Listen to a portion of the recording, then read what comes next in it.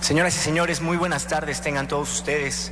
Muchísimas gracias por permanecer con nosotros dentro de las audiencias públicas sobre el posicionamiento de México ante la sesión especial de la Asamblea General de las Naciones Unidas sobre el problema mundial de las drogas, UNGAS 2016. Es momento de comenzar con nuestra cuarta audiencia titulada Desafíos para la impartición de justicia de una nueva estrategia global contra las drogas. Para esto contamos con la presencia dentro de nuestro presidium de la doctora Catalina Pérez Correa González, profesora investigadora del Centro de Investigación y Docencia Económicas.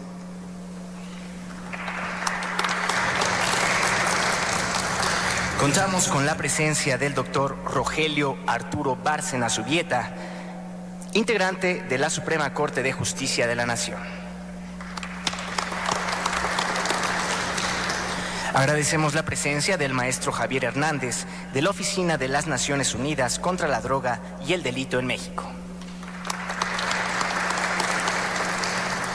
Agradecemos la presencia del magistrado Arturo Eduardo García Salcedo, de la Quinta Sala Penal del Tribunal Superior de la Justicia del Distrito Federal, en representación del magistrado presidente Edgar Elías Azar. Finalmente, para conformar este honorable presidium, contamos con la presencia de nuestro moderador, el senador Fernando Yunes Márquez, presidente de la Comisión de Justicia del Senado de la República. Bien, señoras y señores, sin más preámbulos, yo cedo el uso de la palabra a nuestro moderador, el senador Fernando Yunes Márquez. Muchas gracias. Sean bienvenidas, bienvenidos una vez más al Senado de la República. Quiero aprovechar también para dar la bienvenida y nos acompaña el día de hoy la senadora Gabriela Cuevas Barrón, presidenta de la Comisión de Relaciones Exteriores del Senado de la República. Muchas gracias, senadora, por acompañarnos también el día de hoy, y a todo el público que está con nosotros en estas audiencias. Sin más preámbulo, porque el programa viene un poco retrasado, pasaríamos de inmediato con la doctora Pérez Correa González para su primera intervención. Muchas gracias. Tenía una diapositiva, no sé si la pueden cargar. Sí.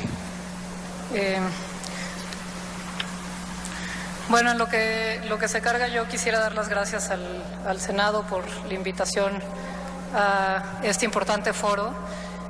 Yo soy profesora del Centro de Investigación y Docencia Económicas y también coordino un grupo de trabajo que se llama el Colectivo de Estudios Drogas y Derecho, en el cual estudiamos la política de droga a nivel regional, no solamente como un problema local de los países. Y entonces tenemos 9 países de América Latina que participan y que recolectamos información. Entonces, la idea de este grupo es pensar en la política de drogas como problemas regionales, no solamente problemas locales. Y una de las cosas que hemos visto es cómo el consumo de drogas se repite en todos los foros, en todos los ámbitos, que es un asunto de salud pública, y sin embargo lo que vemos es que los consumidores siguen siendo perseguidos penalmente. ¿Puede poner la primera diapositiva, por favor? De 2006 a 2014, según la Procuraduría, fueron detenidos fueron 450,000 personas por delitos contra la salud en las instancias federales. De estas, 175,000 fueron detenidas por posesión y 156,000 fueron detenidos por consumo. Esto quiere decir que 73% de los casos que llevó la Procuraduría en este tiempo fueron por delitos contra la salud. Además, de 2012 a 2014, de los estados que nos dieron información, hicimos varias solicitudes a los estados para saber y conocer cómo se están procesando los delitos contra la salud a partir de la aprobación de la ley de narcomenudeo. Solamente 19 entidades federativas nos entregaron información y de ahí vimos 73,992 personas han sido detenidos por delitos contra la salud.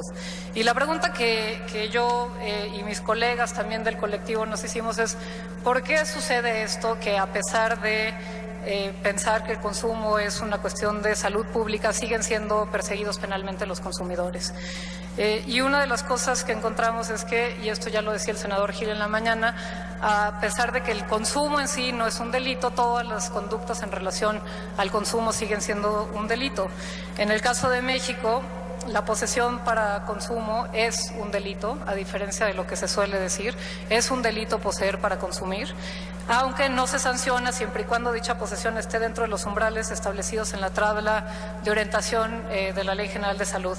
Y se trata además de las sustancias que están ahí contempladas. Por eso, por ejemplo, encontramos a personas que están en la cárcel por posesión de ribotril, que es algo que se puede encontrar en las farmacias, y nosotros encontramos personas en Islas Marías por posesión de ribotril porque no está dentro de la tabla de la Ley General de Salud. Pero aún en estos casos que no se sanciona, se detiene a los consumidores, se les lleva a la agencia del Ministerio Público y ahí es donde se determina si se ejerce o no la acción penal. Entonces, por eso decimos que siguen siendo criminalizados los consumidores a pesar de que el consumo no es un delito. Por encima de los umbrales o si se involucra alguna de las sustancias no contempladas, se acredita el delito y este delito puede ser con fines de posesión para venta o simple. El artículo 477 de la Ley General de Salud dice que el delito de posesión se acredita cuando una persona posee alguno de los narcóticos señalados en la tabla en cantidad menor a la que resulta por multiplicar 1000 las previstas en dicha tabla, y esto es la parte importante, y cuando por las circunstancias del hecho tal posesión no pueda considerarse destinada a comercializar, suministrar aún gratuitamente. Entonces, lo que hace nuestra ley es castigar la posesión simple, es decir, la posesión que no tiene fines de venta o suministro, por el simple hecho de estar por encima de los umbrales de la Ley General de Salud. Y por si esto también está en la ley, la posesión simple se sanciona con hasta 3 años de prisión. Una pregunta que nos tenemos que hacer es ¿cuál es la conducta que está tratando de prevenir el delito de posesión simple? Ahí, por cierto, esto es un problema que vemos en toda América Latina, no solo México. En ninguno de estos países el consumo es un delito, pero la posesión en un sentido o el otro siempre es un delito, aunque, por ejemplo, en el caso de Brasil no se castiga con penas de prisión, en el caso de Colombia hay dosis de aprovisionamiento y bueno, hay distintas regulaciones, pero siempre el consumo no es un delito, pero la posesión sí es un delito. Y entonces, ¿cómo ha resultado esta regulación a partir de la ley de narcomenudeo en México? Estos son los datos de 2006 a 2014 de cómo se procesan los delitos contra la salud en las instancias federales. La línea roja es la posesión. Vemos una caída muy significativa a partir de la aprobación de la ley de narcomenudeo. La línea azul es consumo. Y hay una clara disminución de los delitos que se están procesando a nivel federal. Pero, sin embargo, aunque ha habido esta disminución, por ejemplo, en el 2010 los delitos contra la salud representaron el 41.7% de los delitos investigados y 2014 bajó este porcentaje al 8%. Sin embargo, el consumo y la posesión siguen siendo la parte más importante del trabajo que hace la PGR en materia de drogas. En el 2014, por ejemplo, de un total de 13.595 detenciones, 4.856 fueron por consumo y 4.000 fueron por posesión. Conjuntamente, la posesión y el consumo representaron el 65.7% de los delitos de drogas ese año. Esto es de lo que se hizo a nivel federal, y a nivel de consignaciones tenemos un porcentaje similar de lo que representa los delitos de posesión y de consumo. Por cierto, se dijo hace rato que los datos del CIDE no tienen ningún sustento en instituciones públicas. Toda esta información es información que han dado las procuradurías o los tribunales. Cada una de ellas viene con los folios a través de los cuales se pidieron y lo pueden verificar. Esto no es información que inventamos, es información que otorgaron las procuradurías locales o la Procuraduría General de la República. En los estados, ¿cómo se ve la ley de narcomenudeo? Pedimos a todas las entidades, solo 19 nos dieron información, pues cerca de 76,000 detenidos por delitos contra la salud en solo 3 años que lleva la implementación de la ley de narcomenudeo, y de estos no todos más bien, casi todos los estados reportan solamente delitos contra la salud sin especificar el tipo de delitos. Solamente 10 estados dieron información sobre las conductas específicas que correspondieron a 13,049 detenidos. De estos, el 47%, como se ve aquí en la gráfica, fueron detenidos por posesión simple y 11% por posesión para consumo. Es decir, vemos que en los estados se está replicando lo mismo que vemos a nivel federal. Es decir, 58% de las detenciones de drogas que se hicieron en los estados que dieron información entre 2012 y 2014 fueron por delitos de posesión para consumo o posesión simple. Por cierto, en el Distrito Federal, de acuerdo al tercer informe de gobierno, de agosto a 2014 a julio del 2015 se pusieron a disposición del Ministerio Público 2,662 personas por narcomenudeo y de estas 1,463 fueron por posesión simple. O sea, en el Distrito Federal también vemos esta tendencia a utilizar la posesión simple como la forma en la que se detiene. Pues no sabemos bien cuántos de ellos son consumidores y cuántos realmente tenían la intención de venta, porque no se le exige al Ministerio Público que demuestre que había una intención de venta. De las sustancias implicadas también pedimos información a los estados. De nuevo, no todos los estados dieron información, pero de los que sí dieron, el 62.2% eran delitos relacionados con marihuana, mientras que 22% eran delitos relacionados con la cocaína, el tercero fue metanfetaminas y pues un porcentaje mucho menores de otro tipo de sustancias. En el ámbito local pedimos también información a los tribunales, esto es cómo se comportan los juicios iniciados a nivel local de 2010 a 2014 por delitos contra la salud. Aquí podemos ver muy claramente el efecto de la ley de narcomenudeo, en el cual, si bien a nivel federal está disminuyendo el número de casos que se están llevando, a nivel local están representando cada vez una mayor proporción de los casos.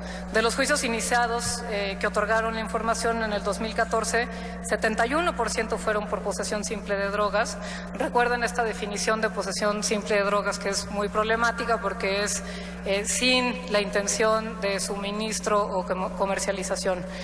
Y posesión con fines representó el 12.6% de los casos que se iniciaron a nivel de tribunales. En el Distrito Federal, esta es la información que dio el Tribunal Superior de Justicia. Posesión simple había 3,238 internos, lo que representa el 52% de la población interna por delitos contra la salud en el Distrito Federal. Por cierto, las drogas representan el 16% del total de las personas que están internas en el Distrito Federal. Por lo menos en el 2014 así era. Y luego tenemos pues el final de esta cadena, son detenidos, procesados, y al final tenemos quienes están realmente en la cárcel. Solo 20 entidades nos dieron información de por qué delitos están sus internos. Encontramos a casi 16,000 personas internas por delitos contra la salud y una minoría de estos estados dieron información que corresponde solamente a 3,700 de estos 15,000. Preguntamos cuáles eran las sustancias y cuáles eran los delitos. De nuevo, la posesión simple es el principal delito y la marihuana es la principal sustancia por la cual se ingresa a personas por delitos contra la salud en las entidades federativas. En los estados que proporcionaron información, si bien el porcentaje de internos es alrededor a nivel nacional del 10%, hay entidades, por ejemplo Baja California, en los cuales los que están por delitos contra la salud representan 34% de la población penitenciaria de ese estado, Durango el 18%, Michoacán el 15% y Nuevo León el 14% de las personas que están en las cárceles. Y claro, esto representa, como ya se había dicho antes, graves riesgos a la salud. En los reclusorios, sobre todo los locales, no hay servicios médicos, no hay agua potable, hay una falta de higiene en general, no hay agua bebible, eso lo vimos en las encuestas del CIDE y en otro tipo de encuestas que se han hecho, no hay excusados que funcionan, muchas veces carecen de camas y esto además vemos una prevalencia mucho mayor de ciertas enfermedades en los reclusorios, por ejemplo, VIH-Sida, 5 a 7 veces más alta el porcentaje de esta enfermedad de las personas en reclusión, hepatitis B, tuberculosis, sarna, piojos. El riesgo de muerte es, por ejemplo, en el caso del Distrito Federal, el riesgo de homicidio es de 1.5 entre 10,000 habitantes. En el caso de los reclusorios aumenta a 6.1 el porcentaje, el riesgo de sufrir un homicidio en el Distrito Federal. Entonces, no solamente hay un riesgo de mayores enfermedades, sino también de vida. Y estos riesgos no solamente son para los internos, sino también para las familias que visitan a los internos, la conocida población puente que entra y sale de los reclusorios y que son también arriesgados a este tipo de enfermedades. En el caso de los centros federales, este es el aumento de delitos contra la salud en centros federales, que si bien no se debe a que ha habido un mayor porcentaje de personas internas, tiene que ver con la construcción de los nuevos centros, pero podemos ver, de acuerdo con la encuesta del CIDE, el 60% de las personas que están en los centros federales es por delitos contra la salud. En el 2014 el órgano desconcentrado reportó 42% de la población por drogas, y de nuevo la posesión es el principal delito de las personas que están por drogas también en los centros federales. Y para terminar, lo más breve posible, pues es falso, y los datos así lo demuestran, que en México no se criminalice y se sanciona a los consumidores. Si bien no todos terminan en la cárcel, los consumidores son detenidos por la policía, son llevados al Ministerio Público, y muchos sí terminan encarcelados, no por el delito de consumo, pero sí por el delito de posesión simple. Y pues tenemos que ver que el delito de posesión simple está jugando un papel muy importante en la persecución de este tipo de delitos. Si nos tomamos en serio esta idea de despenalizar el consumo, y es decir, despenalizar a los consumidores, no nada más despenalizar el consumo, debe despenalizarse la posesión. Y no basta subir los umbrales, porque aún serán en ese caso los policías y los ministerios públicos quienes determinen quién es consumidor y quién no es consumidor. Y aquí creo que hay una parte de responsabilidad en la decisión que se tome por parte del gobierno mexicano y por parte del Congreso, reconocer las deficiencias de los ministerios públicos y reconocer quiénes son nuestras policías. Estamos hablando de las policías que han cometido graves faltas y graves violaciones de derechos humanos, y en manos de estas policías estamos poniendo a los consumidores, que, recordemos, según el discurso público, merecen una atención de salud pública en algunos casos, y en otros casos pues ni siquiera, porque no tienen un consumo problemático. The Economist, el London School of Economics, se acaba de unir el Lancet, que es la revista médica más prestigiosa a nivel mundial, para advertir los costos que ha generado la política de drogas basados en la prohibición, y parece importante que atendamos ya el llamado que están haciendo estas instituciones para pensar en un enfoque que anteponga la salud de las personas y que disminuya los costos de atender el tema de consumo de drogas. El enfoque actual ha aumentado la violencia letal, las enfermedades, ha mermado los derechos de salud, no solo de los consumidores, sino también de otras personas, ha aumentado el número de desplazamientos forzados, y parece que es hora, como bien lo dijo el senador Gil esta mañana, de pensar en alternativas más racionales y que convengan a la población. Muchas gracias. Muchas gracias, doctora Pérez Correa. A continuación tiene el uso de la voz el doctor Arturo Bárcena Subieta.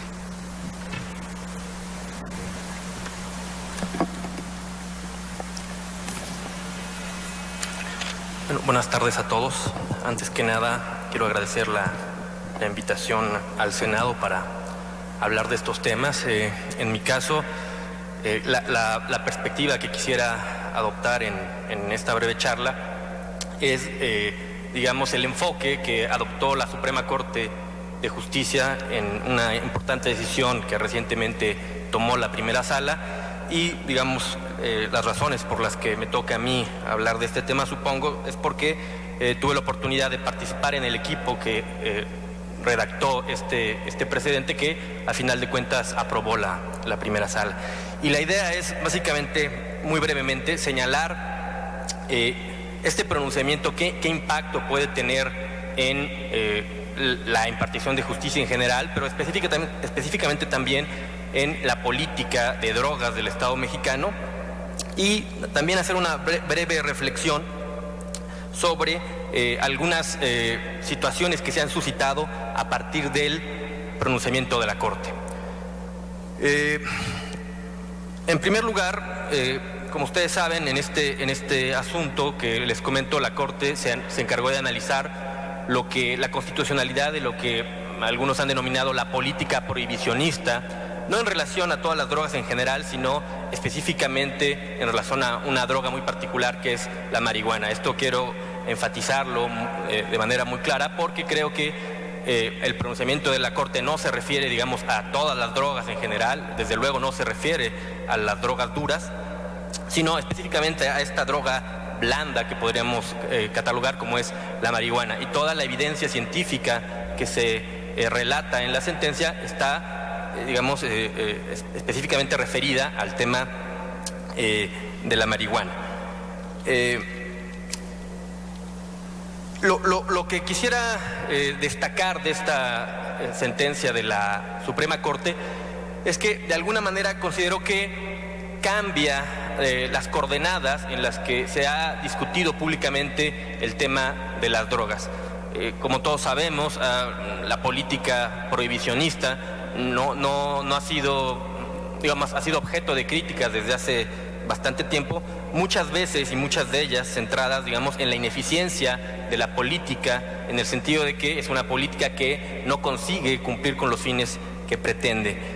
Y, digamos, creo que la virtud o el aspecto especial de la sentencia de la Corte consiste en que va a abordar el tema del consumo de las drogas, bueno, específicamente del consumo de la marihuana, no tanto en esta clave de es una regulación ineficiente, ¿no?, sino en términos de libertades, ¿no? La sentencia de la Suprema Corte hace dos cosas, diría yo. Una primera, desarrolla lo que se denomina el derecho al libre desarrollo de la personalidad, que más allá de, digamos, esta denominación en específico, básicamente lo que significa o lo que tutela el libre desarrollo de la personalidad es, por decirlo de alguna manera, un ámbito residual de libertad que no se encuentra tutelado por otras libertades en específico, como la libertad de expresión, la libertad de asociación, la libertad religiosa, etc. Entonces, el libre desarrollo de la personalidad tutela todo este aspecto residual de libertades que no encuentran tutela en un derecho en específico. Sobre este tema, lo que la Corte sostuvo es que el consumo para fines lúdicos de la marihuana es una actividad, es una conducta que encuentra tutela en una libertad fundamental, como es el libre desarrollo de la personalidad. Entonces, esta es una primera cuestión que destacaría de la sentencia, que creo que tiene implicaciones en muchos ámbitos. La idea de que la decisión de una persona de hacer el consumo de la marihuana para fines lúdicos es no solo una decisión, sino también una conducta que está amparada por un derecho fundamental, ¿no? Una primera cuestión. Otra cuestión que se desarrolla en la sentencia, una vez establecida esta premisa, es si la regulación, que en este caso no era la regulación penal, no eran las prohibiciones penales, sino las prohibiciones administrativas, que prohibían absolutamente el consumo de la marihuana para fines lúdicos, eran normas constitucionales. Entonces, aquí la Corte, digamos, lo que hace es analizar este tema con una herramienta que yo diría que es una herramienta estándar en la gran mayoría de los tribunales constitucionales, como es el principio de proporcionalidad, para determinar si esta norma, digamos, afecta desproporcionadamente o afectaba desproporcionadamente el derecho que ya se había dicho que tenían las personas a hacer un consumo de la marihuana para fines lúdicos. No voy a entrar en detalles sobre este aspecto técnico. Solo diría una cosa que me parece importante destacar respecto del análisis de proporcionalidad que se realizó en la sentencia de la Corte, y es que este análisis de proporcionalidad nos va a permitir, o es lo que le permite a la Corte pronunciarse sobre dos temas muy importantes. Primero, si la droga es una droga que causa daños en terceros, en este caso, repito, con la evidencia científica que se recoge en la sentencia, se sostiene que sí hay daños, pero que estos daños no son daños, digamos, tan relevantes o tan intensos. Y en segundo lugar, también se analiza, digamos, si es una medida que afecta a la propia salud, por decirlo de alguna manera, de la persona. En este caso, entonces, el principio de proporcionalidad lo que permite es hacer un análisis de si, vista como una medida paternalista, digamos, en protección de la persona consumidora de drogas, sería una medida paternalista justificada. Y lo que sostiene la sentencia es que no lo es, ¿no? Entonces, estos dos aspectos destacaría de la sentencia: la idea de que el consumo lúdico de la marihuana es una conducta que está amparada por una libertad constitucional, por el libre desarrollo de la personalidad. Y número dos, que la regulación que se analizó, que es la regulación de una droga blanda como es la marihuana, es una regulación que afecta de forma desproporcionada el derecho que está limitando, ¿no? Entonces, estos son los alcances de la decisión. Una vez dicho esto, solamente quisiera destacar algunas de las cosas que ha suscitado la sentencia y que me parecen muy pertinentes y muy importantes. Digamos, por el arreglo institucional que existe en México, donde la Suprema Corte, por decirlo de alguna manera, constituye el tribunal que tiene la última palabra en relación con la interpretación de la Constitución y específicamente en relación con el tema de la constitucionalidad de las leyes, digamos que la Corte cumplió su función institucional al hacer su pronunciamiento. Sin embargo, a partir de ese pronunciamiento se ha suscitado lo que ocurre en muchas democracias consolidadas, que es la idea de un diálogo con los otros poderes. A partir de eso se han organizado foros. Aquí mismo estamos en el Senado de la República discutiendo temas relacionados con la política de drogas del Estado mexicano, y creo que esto es un aspecto muy positivo y que, digamos, es connatural a los estados constitucionales, donde a partir de una decisión donde se enjuicia la constitucionalidad de una medida legislativa, posteriormente la Corte no pretende, digamos, zanjar la discusión sobre el tema de forma definitiva, sino que hay espacio para el diálogo entre poderes. Y creo que en este caso lo podemos ver de forma muy clara cómo ha habido este diálogo, y bueno, está todavía incierto si va a haber una reevaluación de la política o si va a haber algunos cambios legislativos, pero creo que esta es una cuestión que yo destacaría y valoraría mucho, que ha propiciado el presidente de la Suprema Corte. Entonces, por mi parte, en esta primera intervención terminaría con esto. Muchas gracias. Muchas gracias, doctor Bárcena. A continuación, el magistrado García Salcedo, por favor.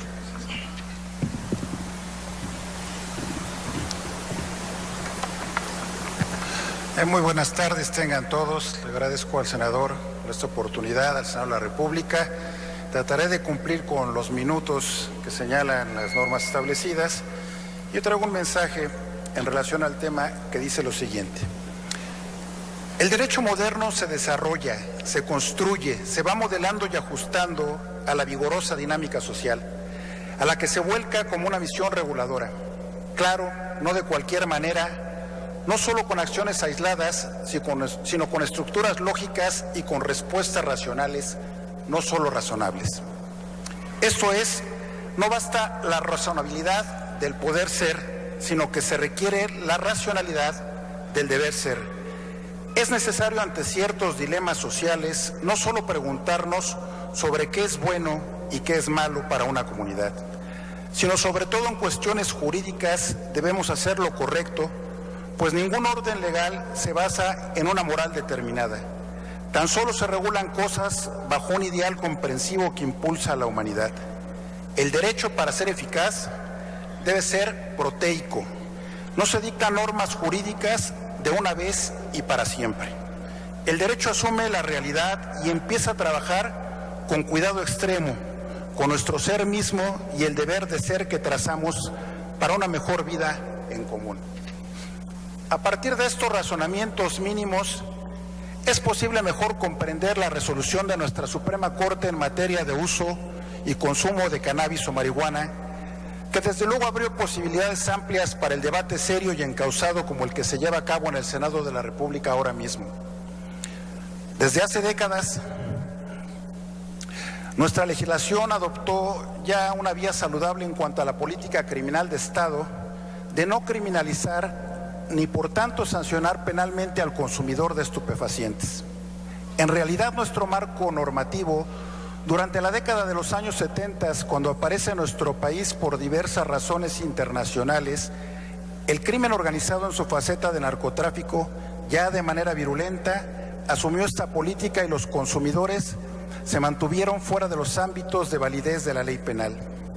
Lo mismo sucedió con esa fase primaria del narcotráfico consistente en la siembra y cultivo de la droga por parte de campesinos empobrecidos, con los que la ley se resolvió para ser mucho más benigna. No es novedosa la fórmula legal para distinguir a diversos protagonistas del drama del tráfico de drogas. Nuestro legislador lo tuvo siempre muy claro. Me valgo ahora de los argumentos que nuestro más alto tribunal se esgrimieron, pues son útiles a los propósitos actuales. La experiencia de los últimos 50 años demuestra que la política prohibicionista en materia de drogas ha fracasado, como hizo mención mi antecesor ponente, y que por lo tanto la misma requiere un cambio.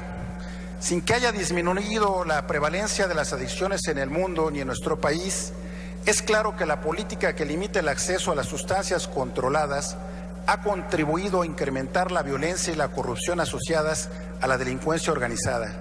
Se ha lastimado tanto a las comunidades como a los individuos y ha generado un mercado negro de millones de dólares, afectando con todo ello los derechos humanos y la salud de la población mundial y nacional. En estas circunstancias urge un debate amplio, incluyente e informado que lleve a todas las autoridades del Estado mexicano y a la sociedad a replantearse a modo de aproximación el fenómeno del consumo y producción de drogas. En torno a este tema, la primera sala de la Suprema Corte resolvió a finales del año pasado, en senda sentencia de amparo, declarar inválidos por su evidente inconstitucionalidad diversos artículos de la Ley General de Salud que tajantemente y sin distinciones mayores prohíben absolutamente la realización de diversas conductas relacionadas con la marihuana. Los ministros seguramente se hicieron la pregunta para responder con la mayor certeza posible a si la negativa de la autoridad administrativa para admitir y emitir una autorización a 4 individuos a fin de que siembren, cultiven, cosechen, preparen, posean y transporten el estupefaciente conocido como cannabis y el psicotrópico THC para su uso lúdico y recreativo es o no violatorio de los derechos humanos. Desde luego hemos sabido separación en el razonamiento judicial en torno a dichas prohibiciones legales atacadas de inconstitucionalidad, el derecho de libre desarrollo de la personalidad, como ya también se hizo mención aquí, y la dignidad de las personas como un principio constitucional en que en rigor irradia la fuerza a todos los demás derechos humanos. La dignidad humana es un concepto irrevocable e inderrotable. Puede concebirse en una primera aproximación a la dignidad de las personas como su auténtica capacidad de autodeterminarse, de asumir sus decisiones en sus vidas y proyectos de vida en tanto no se lesionen derechos de terceros. En esas esferas del desarrollo humano, de orden íntimo, personal y privado, nada tiene que hacer el Estado sin riesgo de caer en injerencias inadmisibles y posiciones paternalistas fuera de lugar y fuera de época. Por tanto, fue necesario conocer y analizar la proporcionalidad de la prohibición legislativa ya comentada. Ya ahora sabemos que se concluyó de una manera mayoritaria en la sala de que dicha medida de la Ley General de Salud no solo es innecesaria, pues ya cuenta con medios alternos también idóneos que tienden a limitar ciertas conductas relacionadas con la cannabis, sino que la prohibición así expuesta en el texto legal ante su desmesura es evidente desproporcionada en el sentido estricto, pues en todo caso genera una protección mínima a la salud y el orden público. Esto es, de cara al derecho a las personas a decidir sobre sí mismas que sufren una intensa intervención por parte del Estado. Tomemos en cuenta que esas conductas se asocian al consumo personal mismo y han de asumir esa misma naturaleza específica. Ya se ha establecido que nuestro marco normativo no criminaliza al consumidor de las drogas, pues en esos casos así lo dicta una correcta política criminal emprendida desde hace décadas. Por tanto, la prohibición legal sanitaria en torno a dicho comportamiento parecía desproporcionada y fuera de lugar. No menos es cierto que si no existe la criminalización para el consumidor, la prohibición pierde sentido en estricta lógica jurídica con las acciones asociadas directamente con ese consumo personal, como el hecho de que el que siembre, coseche, cultive, prepare, posea y transporte el estupefaciente de cannabis. La política criminal mexicana en materia de combate al narcotráfico y a las adicciones atiende básicamente el concepto de tráfico, trasiego, entrega y recepción de cualquier manera que se presente, pero no refiere el acto mismo sin propósitos de tráfico, de consumir y por tanto realizar acciones previas y posteriores del orden personal en sentido de decisión personalísima de que cada quien puede ejercer en el ejercicio de su libertad.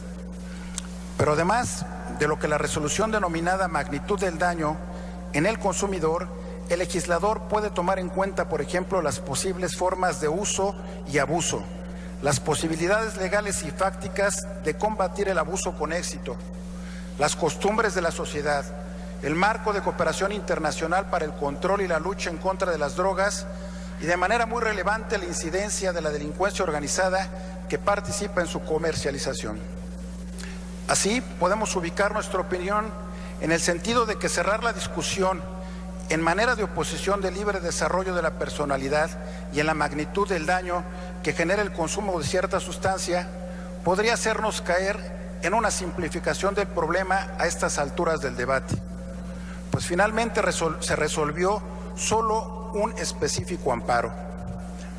Pero ahora debemos seguramente representar el análisis de la política estatal en materia de drogas y no dejar en una pobre posición al Estado mismo para generar la regulación que garantice los derechos humanos de la población a la luz de la Constitución y de los tratados internacionales aplicables, tal como nos lo mandata el artículo 1 constitucional. A mí me parece que, sin embargo, esa tarea no es de la Suprema Corte, pues ya se dijo que ese alto tribunal no debate, solo resuelve lo que se le pone a su consideración en cuestiones de estimativas jurídicas. La resolución de la primera sala en este asunto que nos ocupa responde a una lógica jurídica impecable, tras un correcto ejercicio de ponderación entre la prohibición legal para realizar todo tipo de conductas relacionadas con la cannabis o marihuana, que no se detuvo a distinguir entre sustancias y acciones riesgosas para la salud pública y los derechos y libertades de los individuos cuyo ejercicio y disfrute es el orden personal y corresponde a la esfera privada de cada quien, en atención a ese concepto de dignidad humana que encierra la posibilidad real de autodeterminación, siempre teniendo en cuenta los límites de los derechos de los otros, cómo se prelacionó esa libertad a un libre desarrollo de la personalidad por sobre otros intereses de orden general. Así las cosas, resulta muy importante para un cabal ejercicio de los derechos de las personas que se intente un marco regulatorio fuerte, ordenado, integral, consensado democráticamente en materias como las que ahora nos ocupan. Dentro del debate nacional que nuestro país emprende para asumir una posición mexicana moderna y eficaz ante el modelo prohibicionista que priva hasta hoy y cuyos resultados no han sido apetecibles, seguramente resulta indispensable replantear nuestro marco normativo. Esto para evitar la vulneración de los derechos humanos de los gobernados y darle a todo asunto una perspectiva adecuada a partir de una salud pública integral, así como para ajustar todo el esquema de la prohibición sancionada penalmente al de la legalización regulada bajo los parámetros generales de la salud pública y la protección de los derechos humanos de los consumidores y de los no consumidores. Muchas gracias. Gracias, magistrado. Tiene ahora el uso de la palabra el maestro Javier Hernández.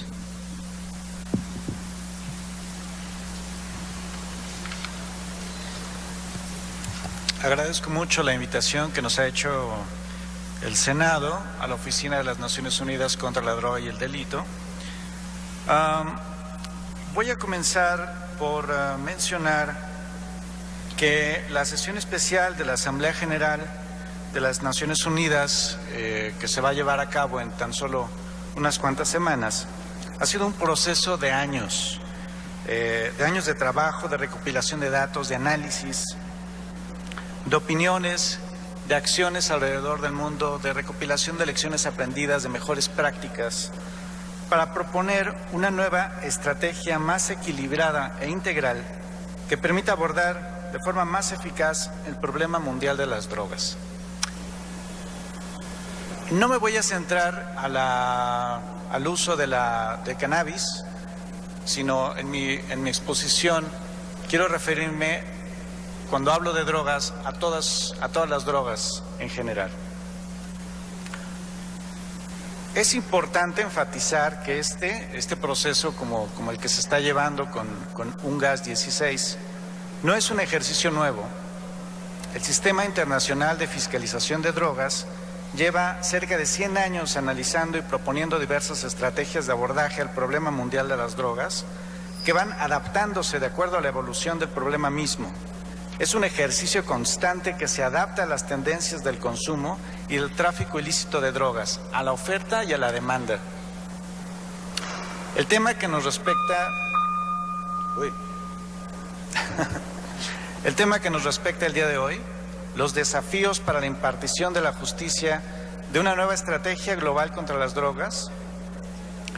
Con este tema quisiera comenzar por mencionar que si bien el uso indebido de estupefacientes y sustancias psicotrópicas, ojo, no necesariamente la marihuana, con fines distintos de los fines médicos, está prohibido en virtud de los tratados de fiscalización internacional de drogas, la gravedad de las sanciones varía considerablemente de un país a otro. En la primera intervención, la investigadora del CIDE hablaba sobre esto. Esta gran disparidad que hay entre los países y las sanciones que hay en los diversos sistemas jurídicos abre un hueco enorme sujeto a interpretación.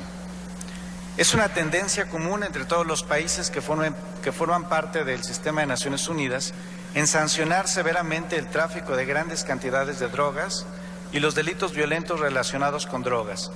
No obstante, entre estos países existen grandes diferencias y criterios para sancionar el consumo y la posesión de drogas. En algunos países, por ejemplo, se sanciona el consumo de drogas con la cárcel, mientras que en otros el consumo no es considerado un delito penal o bien no se sanciona con arreglo a la justicia penal. Incluso en otros casos hay sistemas jurídicos que consideran que la dependencia a las drogas es un factor atenuante cuando se han cometido otros delitos relacionados con las drogas, pudiendo imponer sentencias más indulgentes a una persona drogodependiente de otra que no lo sea. Este es el caso de los tribunales, por ejemplo, de los tribunales de tratamiento de adicciones. Y es más, cuando la persona drogodependiente decide por su propia voluntad someterse al tratamiento, las penas suelen ser menores. En los países donde existen penas más severas para los consumidores, portadores de drogas o narcomenudistas, la cantidad de consumidores encarcelados es mayor que en otros países. Y esto trae como consecuencia otros gastos significativos para la comunidad y no pareciera presentar efectos determinantes en la disuasión del consumo de drogas. Esto lo digo con las tendencias internacionales. Incluso, como ya se habrá comentado en algún otro panel, la reclusión de consumidores presenta no solo problemas de hacinamiento, sino también el incremento del consumo de alcohol y otras drogas mientras se cumplen las condenas. Y además una instrucción constante, una educación de pares acerca de una amplia gama de conocimientos, habilidades y consejos criminales entre los internos. Justo la semana pasada, del 14 al 22 de marzo, fue presentado en el más reciente periodo de la sesión de la Comisión de Estupefacientes el informe del director ejecutivo de la Oficina de Naciones Unidas contra la Droga y el Delito. Este informe, que se refiere a las medidas adoptadas para aplicar la declaración de la declaración política y el plan de acción sobre cooperación internacional en favor de una estrategia integral y equilibrada para contrarrestar el problema mundial de las drogas. Perdón, esto es todo un trabalenguas, pero es todo un sistema de fiscalización internacional de drogas que va llevando sus diferentes procesos. Y la Comisión de Estupefacientes es la encargada de hacer todos los preparativos para la UNGAS. En esta última sesión de la Comisión de Estupefacientes se presenta este informe y en las respuestas de los países que participaron en la consulta de UNODC para este informe, se observa que los sistemas de tratamiento para drogodependencias, clasificados en 3 tipos, farmacológico, psicosocial y servicios de rehabilitación social y post-tratamiento, son menos frecuentes en los sistemas penitenciarios que en el ámbito comunitario.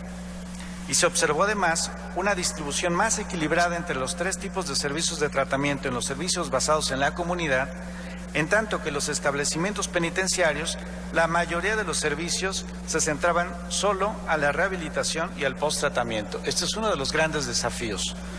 Es decir, no solo se utiliza un enfoque punitivo y represivo al consumo y posesión de drogas, sino que al interior de las instituciones penitenciarias es difícil encontrar las capacidades suficientes para proveer un servicio integral y completo al tratamiento.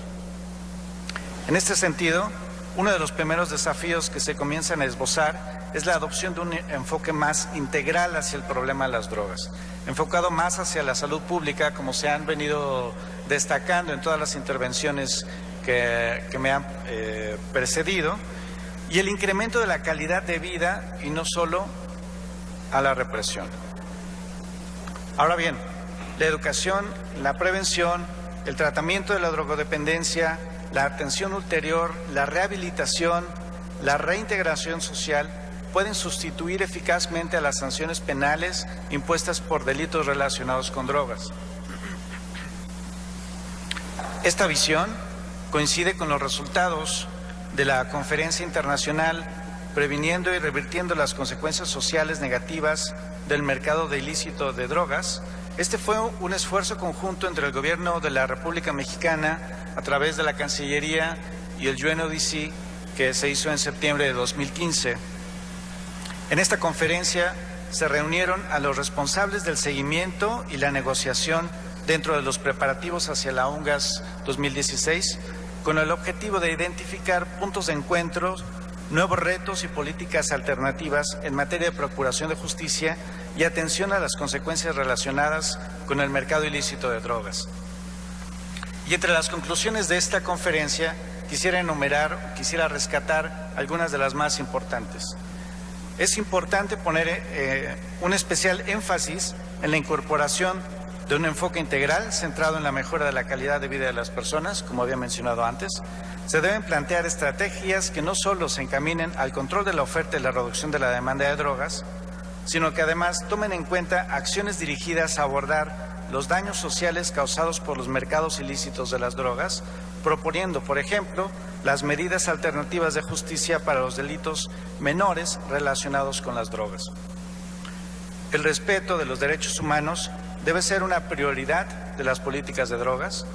Frente a la vulnerabilidad de los eslabones más débiles de la cadena del fenómeno de drogas, el Estado debe garantizar el respeto a los derechos de las personas, sin importar las diferencias culturales, étnicas, de género, socioeconómicas o de cualquier otro tipo.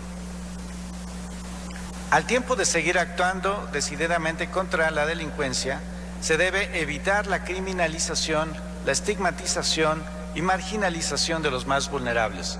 Se debe procurar reconstruir y fortalecer el tejido social, la cohesión comunitaria y el sentido de pertenencia, con un enfoque integral de prevención. Algunos de los desafíos que afrontan muchos sistemas penitenciarios a nivel internacional son el aumento constante de la población penitenciaria y los altos niveles de hacinamiento, serias deficiencias en las condiciones de reclusión, la falta de cuidados básicos y la transmisión de enfermedades infecciosas entre reclusos, incluyendo el VIH-Sida, así como la imposibilidad de proteger la dignidad y los derechos humanos de las personas privadas de libertad. Resulta por ello necesaria una reflexión sobre el uso de la reclusión para aquellas personas que cometen delitos menores relacionados con drogas. Otra recomendación que se daba en esta conferencia es que los tribunales de drogas representan una alternativa viable a la aplicación de sanciones penales que ha ofrecido resultados positivos en algunos países. Otro más, se requieren políticas equilibradas que den la misma importancia a contrarrestar la demanda de drogas ilícitas que a contrarrestar la producción y el tráfico de las mismas, desde un enfoque que gire en torno al individuo y no a la sustancia.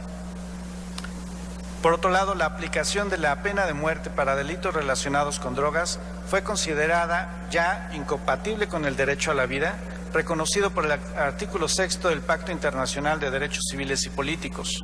Se debe privilegiar el principio de proporcionalidad de las penas al que hacen referencia las convenciones de Naciones Unidas en materia de drogas. Aunque la conferencia internacional emitió muchas más recomendaciones, hizo hincapié en que para garantizar el pleno acceso al derecho a la salud, resulta fundamental asegurar la disponibilidad y acceso a sustancias controladas con fines médicos para quienes las necesiten. Y en ese sentido es importante recordar que en algunos casos el uso de las sustancias controladas para fines médicos también es necesario para complementar el tratamiento farmacológico de los usuarios de drogas, ya sea en la comunidad o bien dentro de los sistemas carcelarios. Todas estas recomendaciones fueron ya retomadas por la Comisión de Estupefacientes, ya forman parte de todo el bagaje técnico y discursivo que va a nutrir UNGAS 16. Y bien, por último, nada más quiero cerrar mi intervención mencionando que el enfoque de justicia terapéutica, brindando opciones de tratamiento, de rehabilitación, de reinserción social, generalmente a primo delincuentes con drogodependencias, es en muchos casos la forma más barata y más eficaz de prevenir la reincidencia y de contribuir además a la construcción del tejido social. Hay que tomar en cuenta que detrás de una persona consumidora de drogas o alcohol existe una familia, una comunidad y una sociedad que sufren a menudo consecuencias nocivas que derivan en muchos casos en la violencia hacia las mujeres y el maltrato infantil, entre otros muchos problemas sociales que pueden ser prevenibles. Muchas gracias.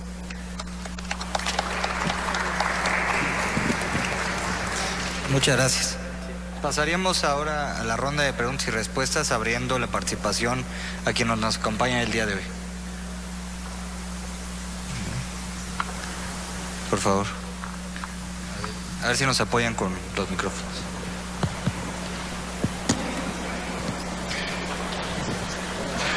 En su opinión, en la sesión especial que se realizará, ¿qué cambios podrían ser los que consideran como más dramáticos posibles de la política existente a la política que podría ser?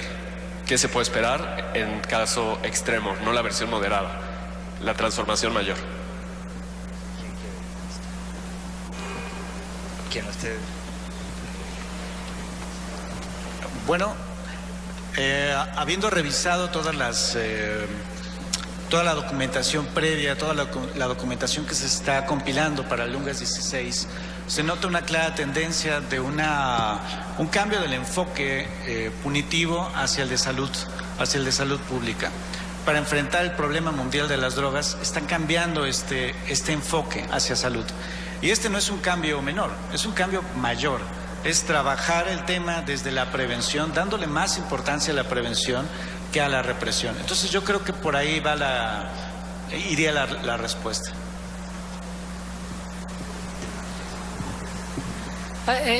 Yo en eso diría, a ver, creo que sí, una de las posibilidades que tenemos es que se abra las posibilidades para que cada país tenga poder de decisión sobre la legislación o la forma en la que lidian con el tema de las drogas.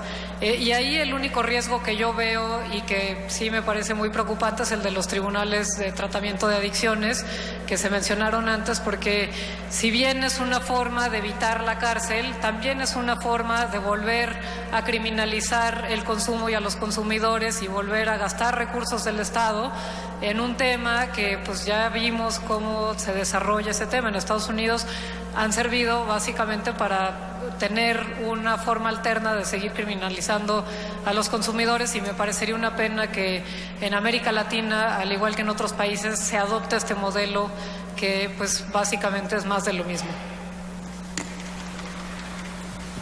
Muchas gracias. Por favor. Sí, buenas tardes. Otón Partido, estudiante de la UNAM. Me parece que para hacer cambios a la política de drogas es necesario modificar radicalmente la Convención de 88 y la Convención de Palermo, especialmente en las partes en donde pues hay un ataque evidente a los derechos humanos. En este sentido, pues es claro que hay que eliminar las contradicciones que hay entre el sistema de derechos humanos y los márgenes de discrecionalidad que estas convenciones permiten a los estados. Entonces, me parece que si no se toma esto como el núcleo de la novedosa política de drogas, pues solo se va a quedar en replantear a la salud como una prioridad, pero no se va a entrar a la cuestión fundamental, que es cambiar las convenciones. Entonces, ¿qué posibilidades ven de alguna reforma importante en este sentido, de eliminar las contradicciones de derechos humanos a las citadas convenciones? Bueno, efectivamente, este es uno de los temas más importantes que se va a tratar en UNGAS 16. No creo que se hagan reformas, pero sí pienso que va a haber adecuaciones al plan de acción. Hay planes de acción que se hacen cada 10 años para trabajar el tema de drogas, y es ahí donde se van haciendo las adecuaciones.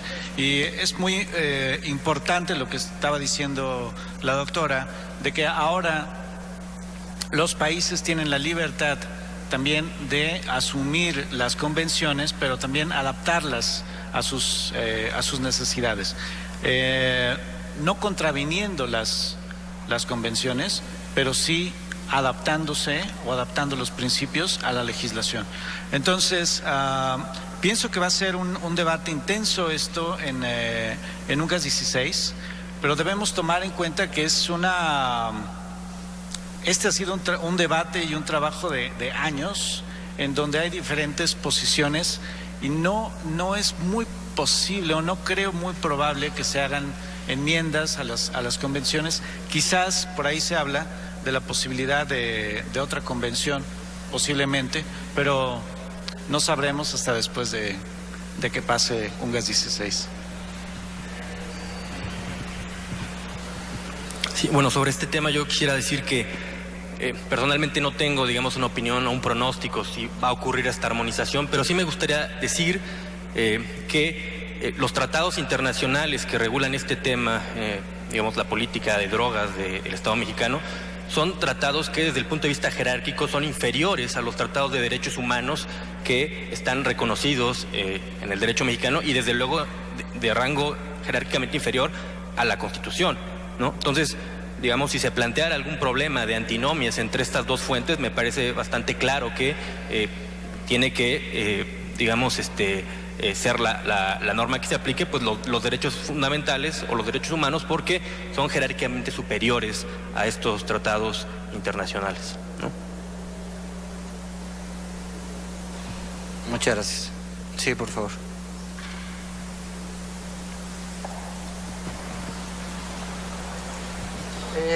Yo tengo una pregunta puntual. ¿Por qué en un panel sobre el posicionamiento de México ante UNGAS 2016 se insiste mucho y acertadamente en derechos humanos, pero se ha obviado la existencia de la Ley General de Atención a Víctimas? Como que con el recrudecimiento de la violencia en México, fuimos a esa discusión sobre los límites que tiene los derechos humanos como paradigma para atender y reparar los daños de las víctimas de estas políticas. Entonces, simplemente yo quería preguntar por qué no hay una mención a esa legislación mexicana que yo creo que tendría que ser parte de una posición de Estado.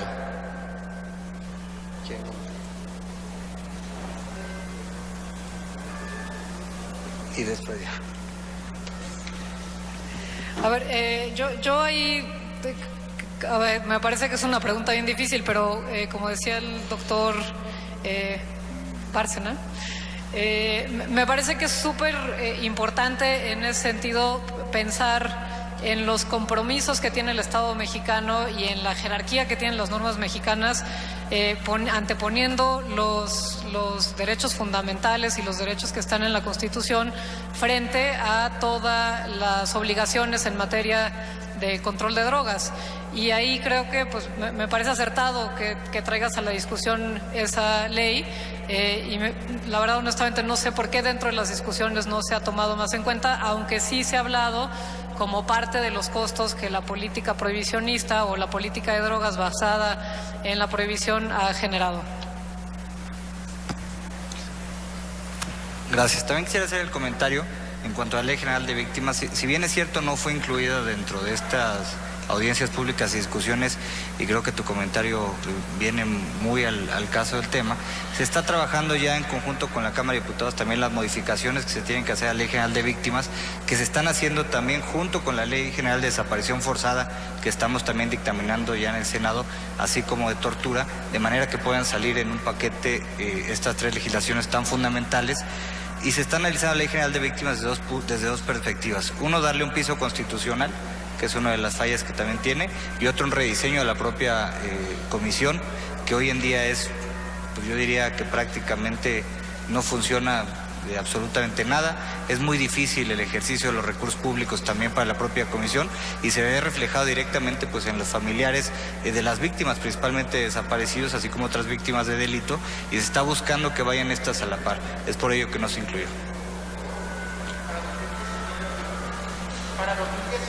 Esperemos. ¿Alguna otra pregunta? Sí. Buenas tardes, Alberto Cerdán. En la mesa pasada, bueno, hace 2 mesas, el comisionado Mondragón señaló que él estaba a favor del uso médico de la marihuana, y de hecho llamó a los usuarios, cosa rara en él, pero son 5 centímetros que se mueven y se agradecen. También él dio a entender que Nixon estaba equivocado con la guerra contra las drogas, y de hecho él puso un ejemplo en esta misma mesa respecto a Reagan, de que estaba bien la prevención. El secretario de la Defensa recientemente en una entrevista inusual señaló que fueron a una guerra que no pidieron, y el presidente del Senado, el senador Gil Swart, llamó, y lo digo textual, a poner fin a la guerra contra las drogas porque no funcionó, y eso lo dijo hace unos minutos aquí en este mismo foro. ¿No habría ya un consenso político para ir más allá de sigamos debatiendo el tema? El mismo senador Gil señaló que ya existían 4 consensos derivados de todos los foros, que había más consensos de lo que se creía. Uno era a favor del uso médico de la cannabis, otro la excarcelación en delitos contra la salud, por todas las cifras y datos que ya conocemos. De hecho, él hablaba, si bien elevar umbral de deportación en un principio, en realidad caminar hacia la no criminalización. Y 4, el consenso de seguir discutiendo sobre el uso lúdico, pero con base en evidencias.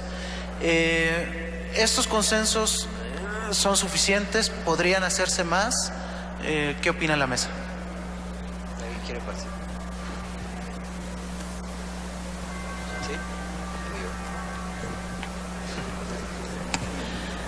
A ver, estoy de acuerdo y me parece que sí, parecería que hay suficientes consensos. La evidencia es realmente abrumadora.